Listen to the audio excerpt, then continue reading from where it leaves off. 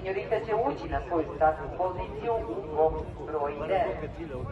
Čekamo da se namesti džokej Tika Vujković, a onda ćemo vidjeti start treće trke današnjeg dana, koja je upravo puštena.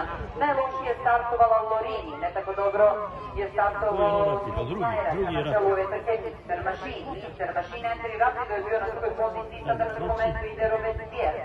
Na trećoj poziciji je debitantinja Signorita. Na pete pozicije, recimo, Versapo, trku vodi Mister Machine, Bela Uza, na glavi grla NSA Jukovića, to je Mister Machine koji vodi ovo natjecanje sa Nevinom optikom u sedlu. Novi polja, bori se samo sa Robespierrom, jahač Teresa Lajoš. Šta je bilo? Mašina nije, stanite, mašina se nije pomerila, zaustavite.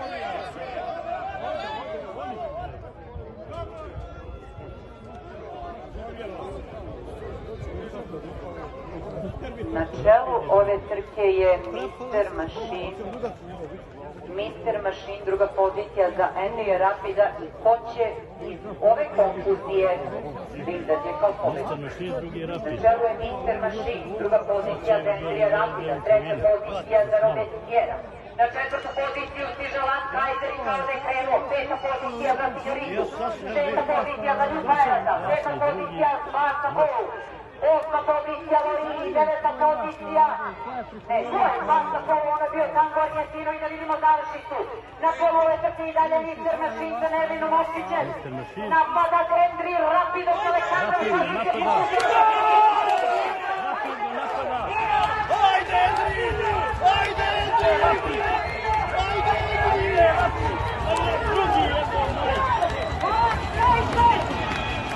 Entry Rapido, Robespierre.